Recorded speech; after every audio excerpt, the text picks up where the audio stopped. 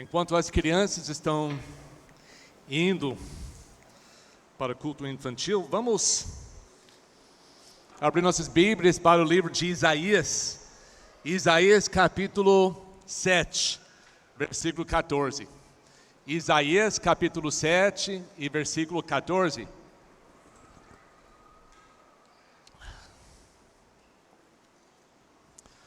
Hoje estamos começando um novo série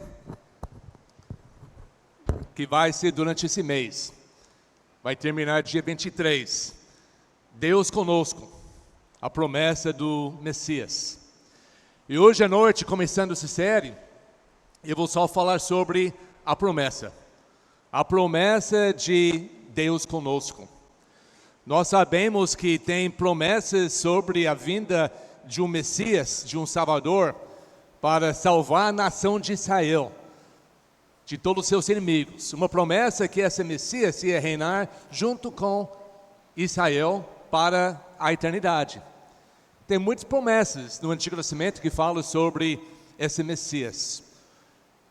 Eu quero que nós começamos hoje só vendo as promessas, algumas promessas que a Bíblia chama de profecia, sobre Jesus chegando nessa terra 2000 anos atrás, e o que ele fez durante a sua vida, até a ressurreição da morte e a ascensão dele para o céu.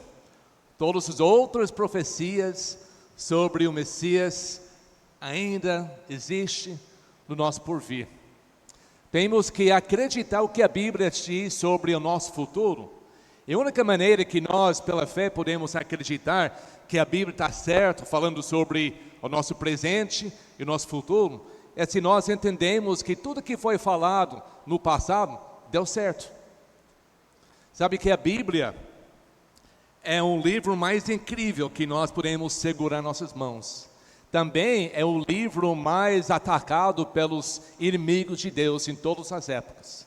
Tem pessoas muito inteligentes, muito mais inteligentes que a gente, que gastam a vida inteira só para tentar achar alguma coisa que prova que essa palavra de Deus, essa Bíblia, esses 66 livros que nós temos em nossas mãos, temos em nossos celulares e tomara que tem nas nossas cabeças. Eles querem provar que não realmente vem de Deus, que é uma obra de homem feito para enganar um povo simples. Vamos ver hoje à noite se isso é um fato ou não. Eu gostaria que hoje à noite nós começamos essa promessa, essa profecia sobre Deus conosco, com entendimento fixo, firme, que o que Deus fala vai dar certo. As promessas de Deus são fiéis. E isso é o nosso alvo hoje à noite. Se alguém está aqui hoje à noite que duvida até um pouco, tomara que depois, hoje à noite, a nossa fé, junto com o que a Bíblia fala, para se provar, vamos sair daqui preparado e pronto para falar sobre Jesus, o nascimento de Cristo, tudo que aconteceu, como se fato foi uma coisa real e não é uma lenda ou uma história inventada pelo homem. Em Isaías capítulo 7, vamos começar com uma promessa, uma profecia mais conhecida. Cadê os meus óculos?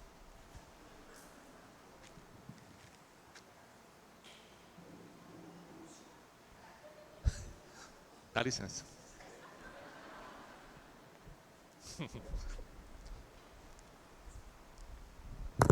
Não é a idade, eu não sei o que é, mas... Isaías, capítulo 7, versículo 14. É uma profecia sobre o nascimento de Cristo. E quando nós falamos sobre profecia sobre Jesus, estamos falando sobre a maneira que ele ia nascer, as coisas que ele ia fazer, a linhagem dele, as gerações antes, de qual povo iria sair, durante a vida dele, tudo que ele ia fazer, a morte dele, a ressurreição dele, a ascensão. Tem muitas profecias que falam sobre todos esses aspectos da vida dele. Isaías é só um de muitos. E aqui fala assim, capítulo 7, versículo 14. Por isso o Senhor mesmo dará a vocês um sinal. A virgem ficará grávida, dará à luz um filho e o chamará Emanuel. Todas as profecias na Bíblia nós temos que entender pelo contexto da hora que foi escrita, o que estava acontecendo ao redor. E muitas profecias foram cumpridas durante aquela vida das pessoas. E uma parte foi cumprida anos depois. Tem a parte que foi cumprida durante a vida de Cristo. E tem outras da mesma profecia que vai ser cumprida na volta de Cristo. Nós temos que estudar sobre a profecia, entender as situações, porque pode ser muito complicado. Tem algumas profecias que é bem simples e outras que são mais difíceis a entender.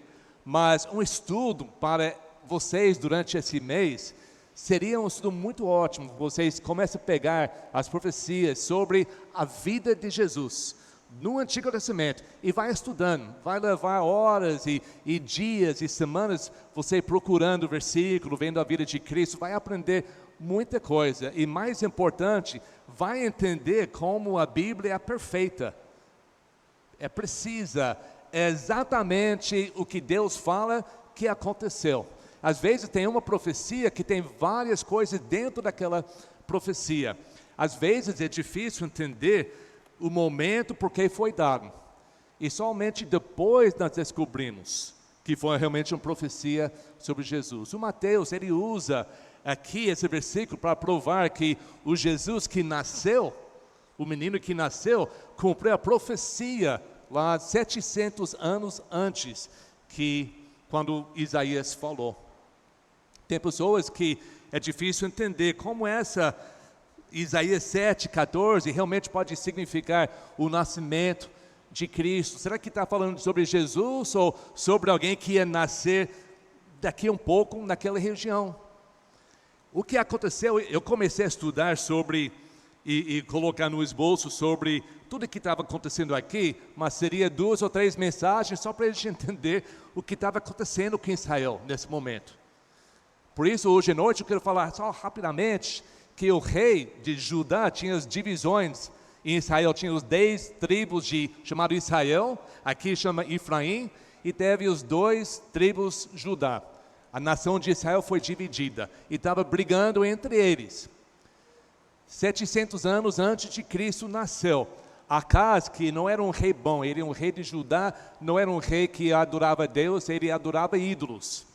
Ele recebeu uma informação que o rei de Israel e o rei de Síria estavam se juntando para atacar e acabar com Judá e tira ele e coloca um outro rei no lugar dele. Essa é a informação que ele recebeu. Mas Deus teve outros planos para o seu povo. Então, quando ouvindo isso, o rei Acaz estava muito deprimido e Deus mandou Isaías para conversar com ele. Isaías encontra ele no lugar exatamente onde Deus falou para se encontrar e falar: "Hey, não tem problemas. Eles podem inventar tantas coisas que eles querem fazer, mas Deus não vai aprovar isso. Isso não vai acontecer. Deus já está levantando o rei de Assíria e ele já vai acabar com Israel, o rei, e também os sirianos. Não precisa se preocupar." E Isaías viu que nessa conversa que ele não estava acreditando muito, porque ele não acreditava no poder sobrenatural de Deus. Ele acreditava em vários deuses. E Deus de Israel era somente um Deus dele. E então Isaías olhando para ele, falando isso, ele viu: "Então, você pode pedir um sinal, um milagre, qualquer. Pode ser debaixo do chão até o céu. Qualquer coisa que você quer para ser confirmado que eu estou falando para você diretamente da voz de Deus, pede qualquer coisa e Deus vai fazer." O Acaz, não querendo ver o poder de Deus, ele diz: não vou pedir, não vou tentar Deus, como ele fosse mais importante que Deus, não vou tentar Deus, não preciso um sinal. E Isaías e Deus viu o orgulho dentro dele. E foi nesse momento que Isaías falou, então pode ser que você não quer um sinal, mas Deus vai te dar um sinal. Vai nascer o nenê, o menino de um virgem, e vão chamar o nome dele de Emanuel, que nós sabemos que significa Deus conosco. Foi uma profecia para ele naquele momento, entendendo que o nome Emanuel significa Deus, o Deus que você acha que não tem poder, mas esse Deus vai estar com vocês. Ele vai proteger vocês do inimigo, mas ele vai falando nessa profecia. Mas depois essa ameaça de Israel e Síria vai embora, vai ter outro que Deus vai chamar. Deus vai chamar os egípcios, os assirianos, eles vão invadir aqui e acabar com vocês. Então Deus falando com esse sinal que Deus vai estar com vocês, mas não na maneira que vocês acham certo. E vocês vão também ser levados à catividade. Então podemos pensar, mas não fala sobre essa nenê nascendo, não fala. Como podemos ter certeza que realmente podemos dizer que essa profecia é ligada com o nascimento de Cristo? Primeira coisa, aqui no Novo Testamento fala disso. Mas aqui, uma parte do versículo que foi lido antes, capítulo 7, capítulo 8 e capítulo 9, fala sobre esse acontecimento. Em capítulo 9, versículos 6 e 7, confirmando para nós que a profecia de 7,14 é ligado com Jesus, o que Tiago leu antes. Ele diz, versículo 6, capítulo 9, versículos 6 e 7. Porque um menino nos nasceu, um filho nos foi dado, e o governo está sobre os seus ombros, e ele será chamado Maravilhoso, Conselheiro, Deus Poderoso, Pai Eterno, Príncipe da Paz. Ele estenderá o seu domínio e haverá paz sem fim sobre o trono de Davi e sobre o seu reino, estabelecido e mantido com justiça e retidão, desde agora e para sempre. O zelo do Senhor dos Exércitos fará isso. Agora nós não temos dúvida que aquela profecia que começou, aquele sinal que começou com o nascimento de um Emanuel através de uma virgem, é realmente o Cristo, Jesus Cristo. Dentro dessa profecia, em 9, capítulo 6, tem muitas coisas, tem muitos detalhes. Profecia está cheia de detalhes. E quando acontece, na realidade, acontece exatamente como está descrito antes. Existem várias profecias, promessas sobre a vinda, sobre a aparência, sobre Deus conosco aqui na terra. A Bíblia chama ele o ungido de Deus. A palavra ungido significa Messias. Messias significa ungido. E no grego essa palavra é Cristo. Quando a Bíblia fala de Jesus, o Cristo, está dizendo que Jesus é o Messias do Antigo Testamento. Tem muitas profecias. Hoje, rapidamente, eu quero só falar e ver e ler de 8. Nós já lemos de Isaías 7, capítulo 14. Vamos para Miqueias, capítulo 5. Miqueias capítulo 5. Todos esses livros que eu vou ler, menos um salmo, são livros proféticos. São profetas de Deus falando sobre o futuro. Agora Miqueias capítulo 2. Nós já lemos que o menino que será chamado Emanuel, o Messias, vai nascer através de uma virgem. Hoje em dia, eu não vou falar no Novo Testamento, onde foi cumprido tudo isso, porque nós sabemos. Isso vai ser um estudo para vocês durante a semana. Mas já sabemos como foi, que são 7, 8 profecias simples, hoje à noite.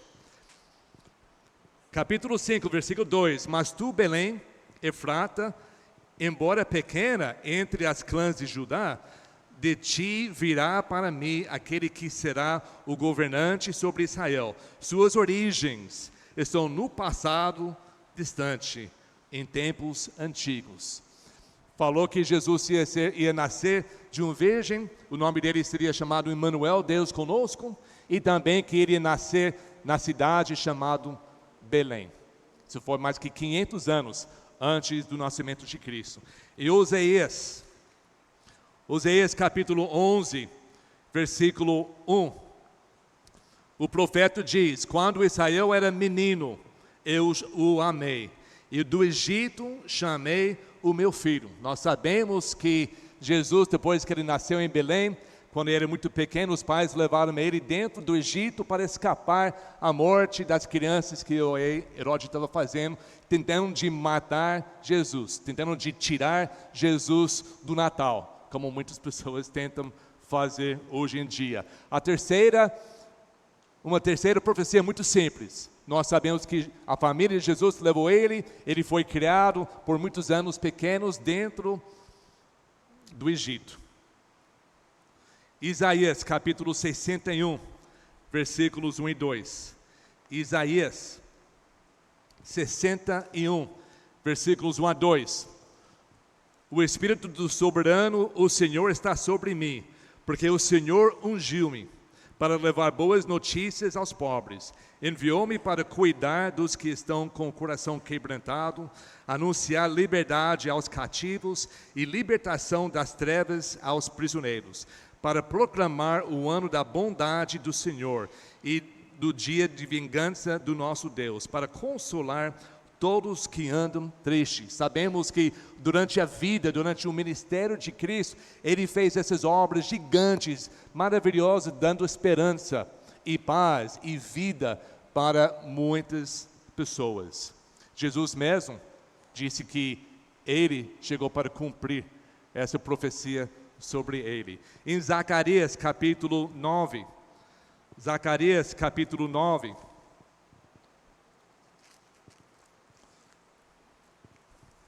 e versículo 9. Zacarias capítulo 9 e versículo 9.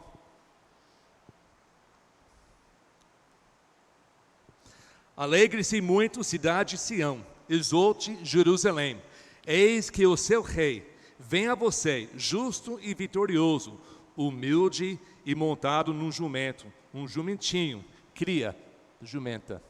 Nós sabemos que na última semana da vida de Cristo aqui na terra, quando Ele entrou pela última vez, antes da crucificação, na cidade de Jerusalém, Ele entrou numa cria, num jumentinho, cumprindo exatamente o que falado aqui. Também Salmo 118, Salmo 118, versículos 22. 118, versículo 22. A pedra que os construtores rejeitaram tornou-se a pedra angular. Nós sabemos que o povo de Cristo, os israelitas, a nação inteira, rejeitaram Jesus como o Messias.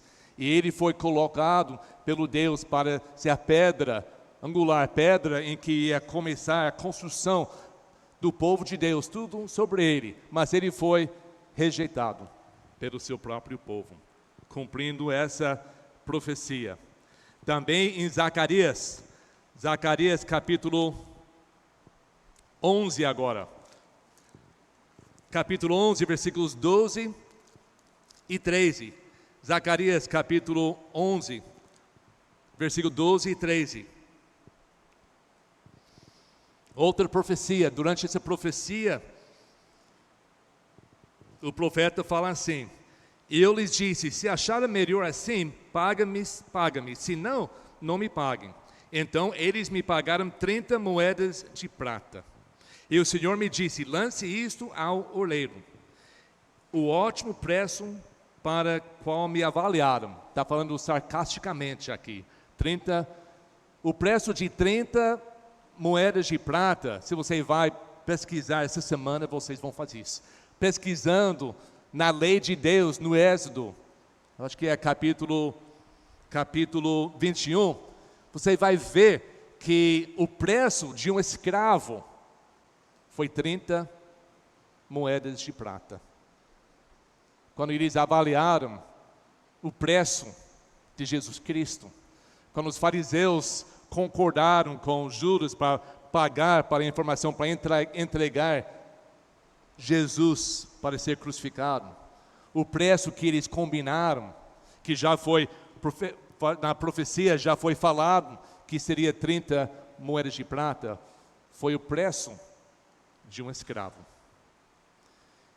E finalmente, Isaías capítulo 52.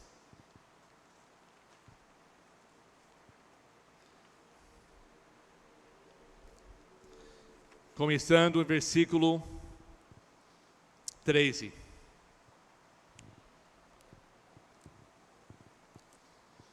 Falando sobre Jesus, que agora a gente sabe o que aconteceu. Veja o meu servo, agirá com sabedoria, será engrandecido, elevado e muitíssimo exaltado. Assim como houve muitos que ficaram pasmados diante dele, sua aparência estava tão desfigurada, que ele se tornou irreconhecível como homem. Não parecia um ser humano. De igual modo, ele aspergia muitas nações. E reis calarão a boca por causa dele, pois aquilo que não lhes foi dito verão, e o que não ouviram compreenderão. Versículo capítulo 53. Quem creu em nossa mensagem? E a quem foi revelado o braço do Senhor? Ele cresceu diante dele como um broto tenro, e como raiz saída de uma terra seca. Ele não tinha qualquer beleza ou majestade que nos atraísse. Nada havia em sua aparência para que o desejássemos. Foi desprezado e rejeitado pelos homens.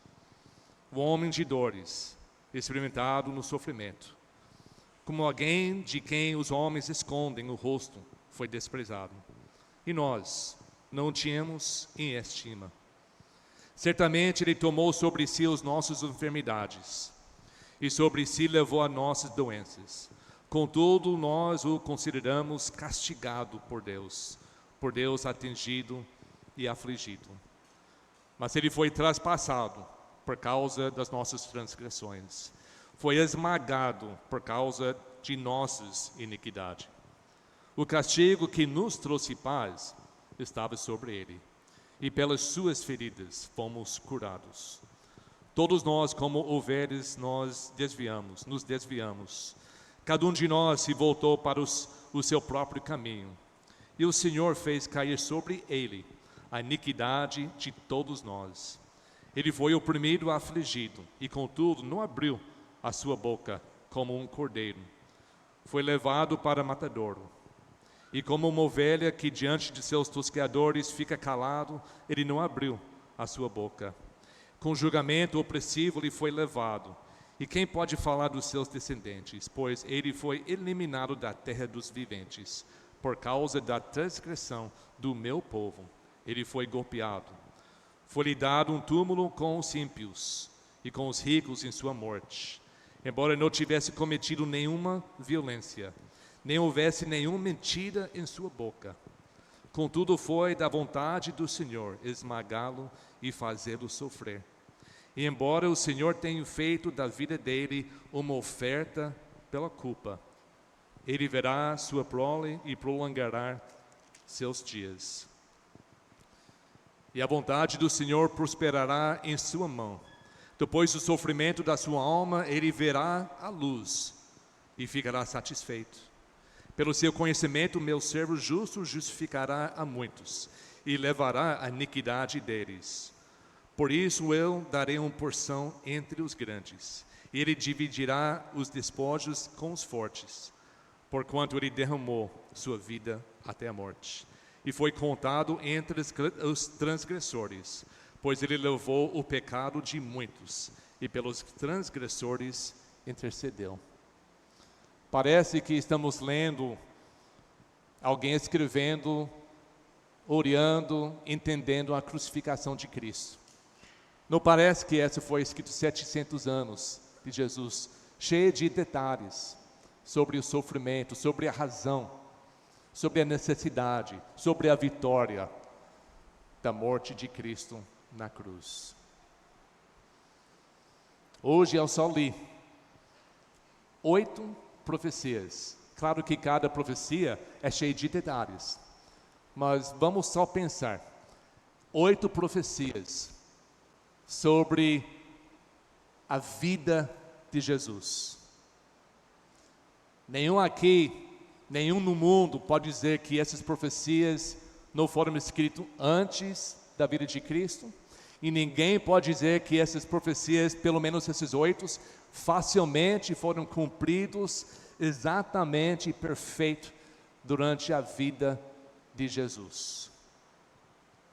Porque isso é importante para nós. Por isso nós nos deve dar mais confiança sobre a palavra de Deus, sobre a nossa fé nele. Alguns anos atrás, um professor de matemática, numa universidade grande nos Estados Unidos, também um cristão, ele junto com outro professor, eles escreveram um livro, e o livro chama Science Speaks, a ciência fala.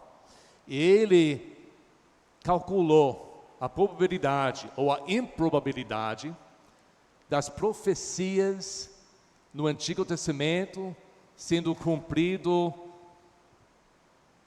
pela coincidência ou deliberadamente por um único homem. Ele fez, depois de muitos cálculos, ele fez um cálculo. E nesse cálculo, ele disse para um homem cumprir ou ter cumprido 8 profecias. Simples, como nós lemos hoje. Apenas 8. Na vida dele.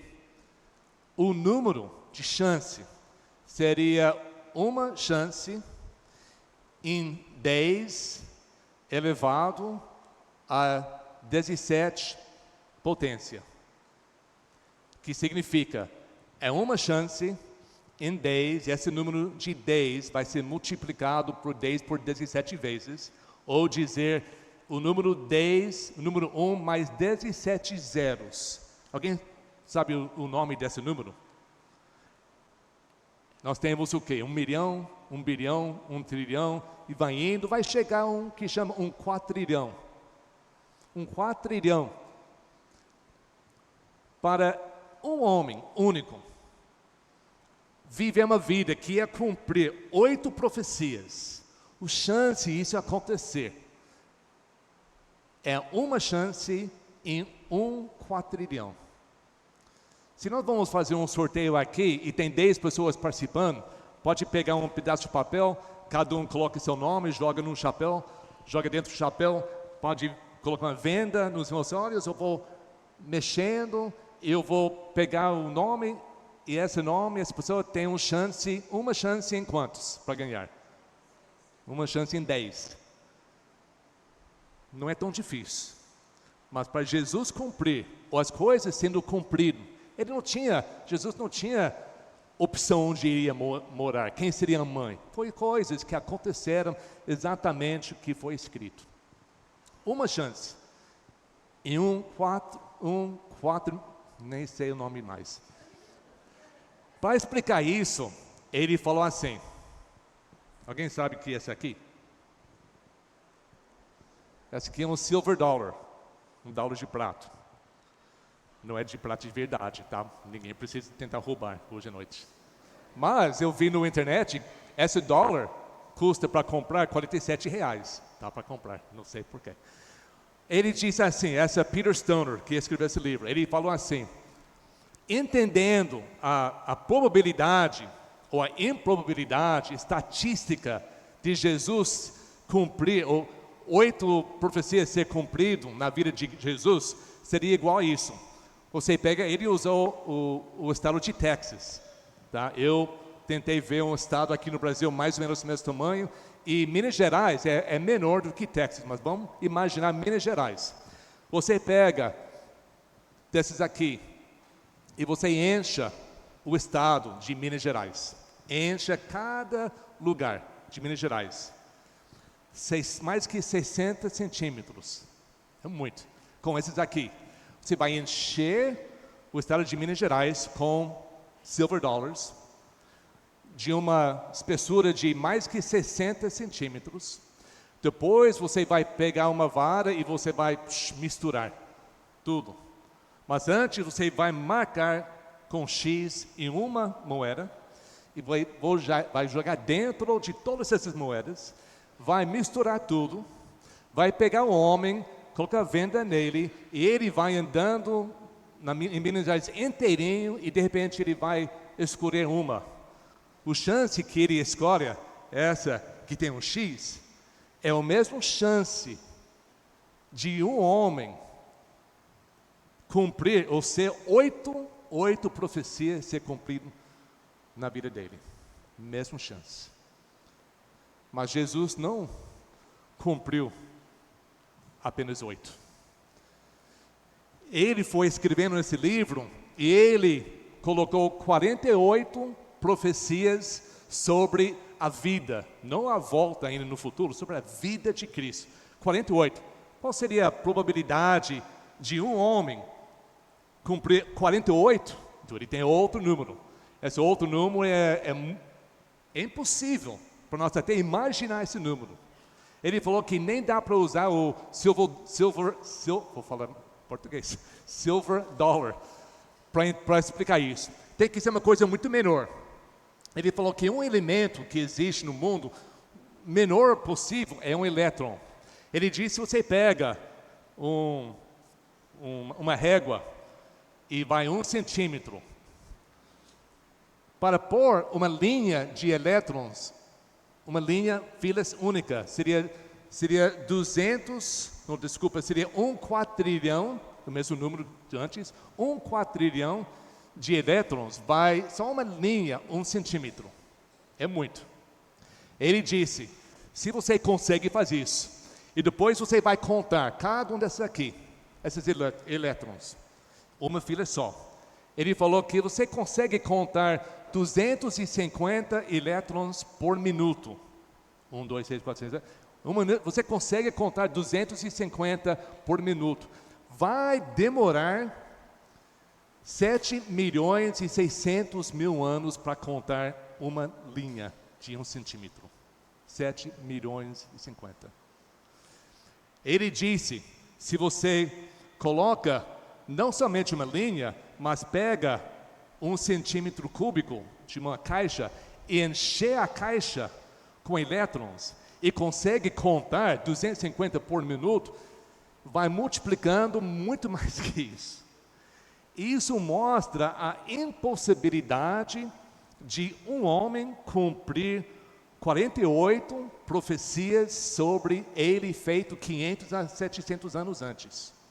Mas Jesus não cumpriu, ou não foram cumpridos apenas 8. Não foram cumpridos apenas 48. Os teólogos falam que foram cumpridos durante a vida 300 profecias de Cristo. 300 profecias. Por que isso é importante? Porque nós entendemos que a Bíblia não foi uma invenção humana, não foi alguns homens tentando de enganar, é a palavra perfeita, exata de Deus. E importa para nós, porque nós temos o privilégio de ter essa aqui em nossa mão. Essa aqui não é um livro qualquer, aqui é a palavra de Deus. Ele fala sobre o passado, o presente e o futuro. Mais importante para nós, ele fala sobre o seu passado, o seu presente e o seu futuro. Em Salmo capítulo 9, nós temos um salmo, um hino. Dentro do salmo, escrito por Moisés. Moisés foi um homem que ouviu a voz de Deus, viu Deus escrever nas tábuas os leis e mandamentos. Ele viu quantos milagres através do poder de Deus. Ele viu a glória de Deus passando. Esse homem entendeu, se fosse de qualquer outro homem, acho que ele teve um entendimento mais profundo sobre essa Deus. Em Salmo 90, ele escreveu o seguinte: Senhor, Tu és o nosso refúgio, sempre geração em geração. Antes de nasceram os montes e de criares a terra e o mundo, de eternidade a eternidade, Tu és Deus. Fazes os homens voltarem ao pó, dizendo, retornam ao pó, seres humanos. De fato, 1000 anos para Ti são como o dia de ontem que passou, como as horas de noite. Como uma correnteza, Tu arrastas os homens. São breves como o sono. São como a relva que brota e ao amanhecer germina e brota pela manhã, mas à tarde murcha e seca. Somos consumidos pela Tua ira e aterrorizados pelo Teu furor. Conheces as nossas iniquidades, não escapam os nossos pecados secretos à luz da Tua presença. Todos os nossos dias passam debaixo do Teu furor, vão-se como um murmurio. Os anos da nossa vida chegam a 70 ou 80 para os que têm mais vigor. Entretanto, são anos difíceis e cheios de sofrimento, pois a vida passa depressa e nós voamos. Quem conhece o poder da Tua ira? Pois o Teu furor é tão grande como o temor que Te é devido. Ensina-nos a contar os nossos dias, para que o nosso coração alcance sabedoria. Volta-te, Senhor, até quando será assim? Tem compaixão dos Teus servos, satisfaz-nos pela manhã com o Teu amor leal, e todos os nossos dias cantaremos felizes. Dá-nos alegria pelo tempo que nos afligiste, pelos anos que tanto sofremos. Sejam manifestos em Teus feitos aos Teus servos e aos filhos deles o Teu esplendor. Esteja sobre nós a bondade do nosso Deus soberano, concedida para nós a obra de nossas mãos, consolida a obra de nossas mãos. O Moisés está simplesmente dizendo o que nós acabamos de cantar. Quando nós entendemos a majestade, a perfeição, exatão, sabendo que Deus é eterno e nossas mãos estão na mão dele, nossas vidas estão na mão dele, que não é nada para ele. Para quem é dono da eternidade, que não tem começo, não tem fim, uma vida de 70, 80, 90 anos passa assim. Mas até com tudo isso, Ele importa conosco. Ele nos ama, Ele nos dá oportunidade. E quando nós entendemos que Ele prometeu a uma nação cheia de problemas, vivendo nas trevas, que um dia vai aparecer uma luz, tem que ter paciência, tem que ter fé, tem que acreditar, tem que crer que Deus está providenciando um sacrifício. Vocês são abomináveis diante de Deus, mas eu vou providenciar um sacrifício em que vai receber toda a minha ira para o passado e para o futuro, para cada ser humano, para que quem crê nele não pereça, mas tenha vida eterna. Quando nós entendemos que um Deus que fala dessas coisas não está brincando, não é uma invenção, não é uma lenda, é exatamente coisas, fatos que vão acontecer e opções para a nossa vida. E quando nós entendemos isso, a nossa reação como Moisés deve ser, como eu falei, o que nós acabamos de cantar.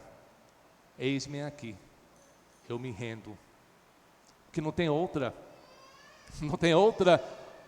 opção.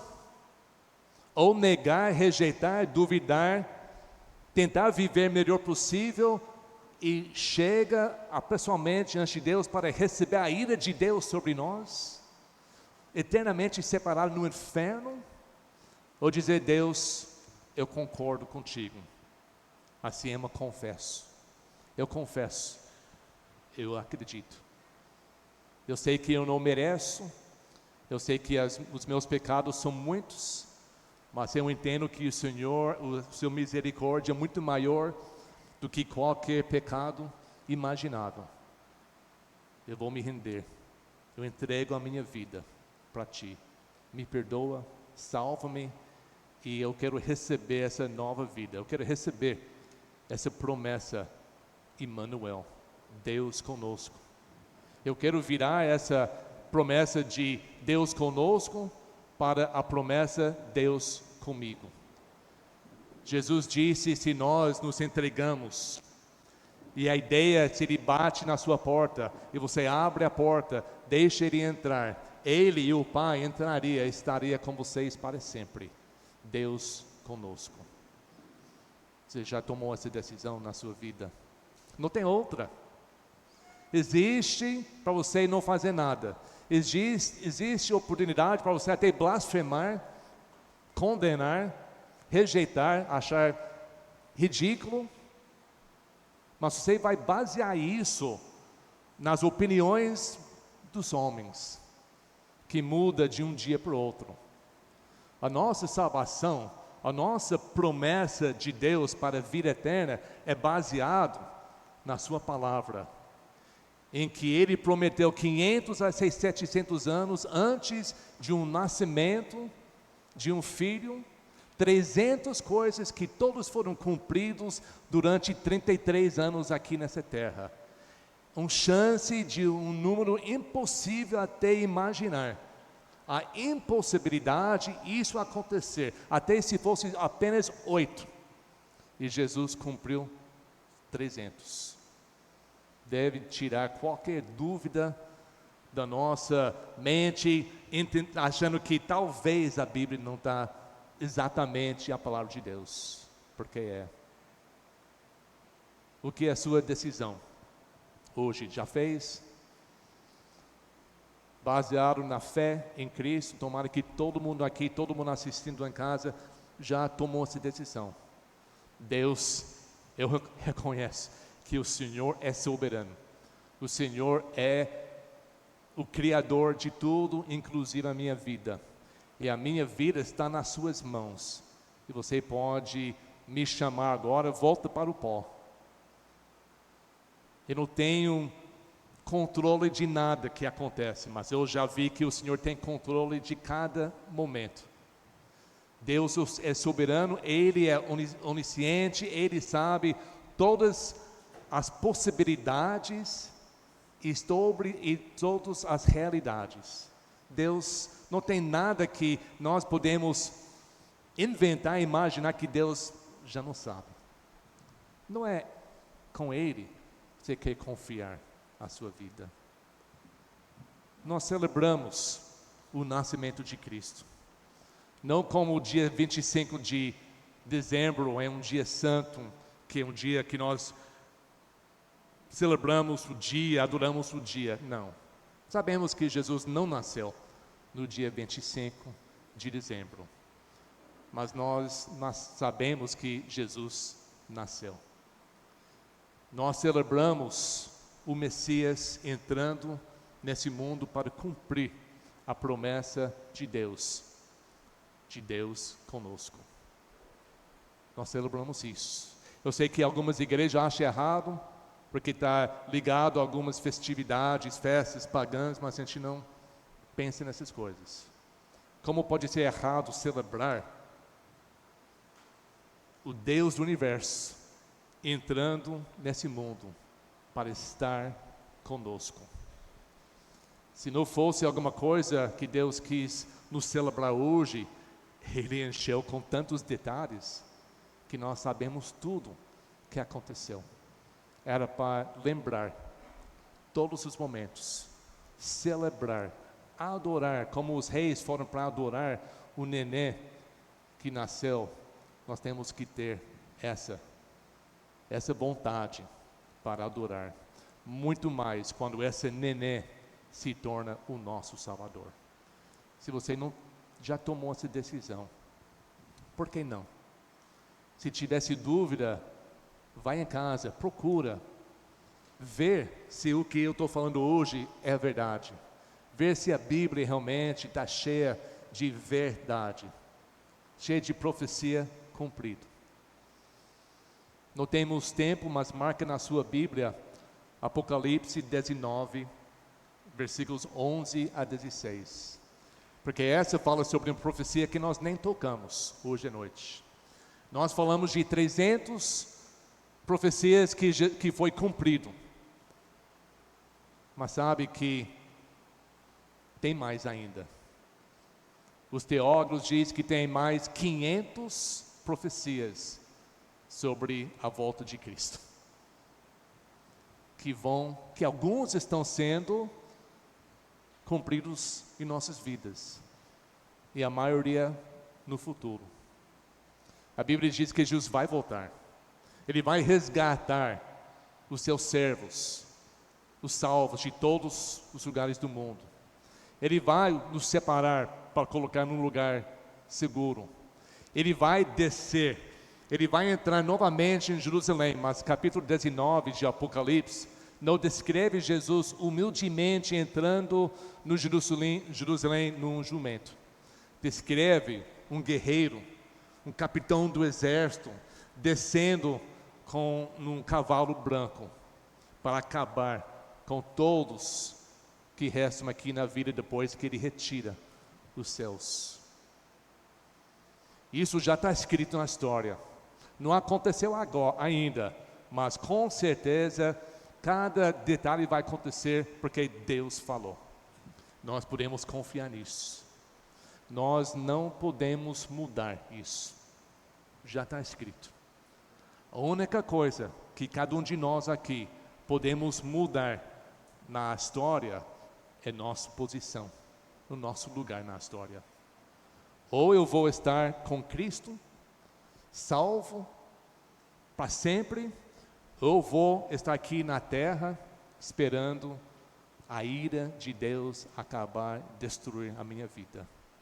Essa opção é o céu ainda. Por que não faz o Natal esse ano, essa estação de Natal, o melhor possível? Receber o presente de Deus. Às vezes nós esperamos para receber presente dos outros, mas não tem nada melhor do que o presente de Deus.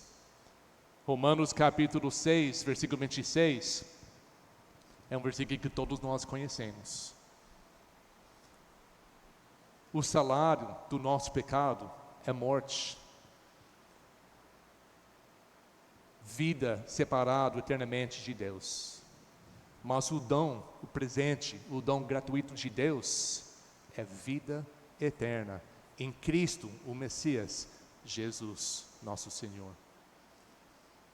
Toma essa decisão. Enquanto eles vêm aqui para cantar hoje à noite, vamos ter certeza, porque a Bíblia é um livro de certeza. Se a Bíblia manda pular 3 vezes, 2 vezes não é suficiente, 4 vezes é demais. É 3. Se a Bíblia diz para ser salvo, você tem que confessar os seus pecados, arrepender da sua vida, receber Jesus Cristo como Salvador e servir a Ele fielmente até morrer. Se isso que a Bíblia diz, vamos fazer. Ah, mas eu não concordo, não importa. Se a Bíblia diz que na eternidade existe ou a eternidade com Cristo, ou a eternidade com o diabo, só existem esses 2 lugares. E se a Bíblia diz que Deus te ama de tal maneira que Ele enviou Jesus para morrer, para assumir os seus pecados, para pagar o preço do seu castigo diante de Deus, e se você crê nele, será salvo, é isso que vamos fazer. Não tem outras coisas, não tem outra maneira. Vamos confiar, vamos não acrescentar nem tirar nada da palavra. Vamos ver, a palavra é certa. Apenas as promessas, as profecias de Jesus Cristo prova, sem dúvida nenhuma, que a palavra de Deus é certa. Vamos cumprir cada palavra, cada parte, porque tem muita coisa que fala sobre nós. Vamos cumprir isso. Vamos começar essa estação de Natal, quando as pessoas estão pensando sobre o nascimento de Cristo. Vamos não ter vergonha de falar sobre Jesus, essas profecias. Olha o que Jesus fez. Impossível acontecer se não fosse pelo poder de Deus. E vamos viver uma vida tão grande que a nossa vida não vai ter uma chance de ser certo, mas vai ter uma chance de 10 elevado pela potência de Deus infinito. É isso que Deus quer. Ele quer que nós andamos acima das nuvens, que nós andamos com cabeças erguidas, entendendo que nós não somos ninguém, mas em Cristo nós somos tudo. E vamos dar oportunidade, quando nós congregamos em nossas famílias, falando sobre Jesus, entregando presentes, cantando as musiquinhas, comendo, vamos lembrar: eu estou aqui para testificar. Foi salvo para ter um testemunho das coisas de Cristo. Não tem outra, eu sempre falo, nós falamos, nesse mês de dezembro, não tem outra oportunidades maiores do que nesse mês para falar sobre Jesus. Se você não recebeu Ele ainda, o altar está aberto. Pode vir receber Ele como o seu Salvador. Se você quer ser usado por Deus, pode vir aqui orar para aquela pessoa na sua família que ainda não conhece, na verdade, que Deus possa usar você para dar uma profecia sobre Deus conosco. Hoje nós não somos profetas recebendo revelações novas, mas somos profetas na maneira de proclamar o que já foi falado. E quando você fala, se você receber Jesus Cristo como seu Salvador, será salvo. Pode profetizar isso. E isso é uma promessa que Deus vai cumprir. Vamos ficar em pé, e quando nós cantamos, pensa nisso. Pensa de tudo que foi falado hoje à noite, da certeza, da confiança que nós temos, porque nós cremos na palavra de Deus. E pensa nas pessoas que ainda não creem. Como esse mês você pode ser aquele Isaías, aquela Miqueias, Oséias, e falar as boas notícias, as boas novas de Cristo.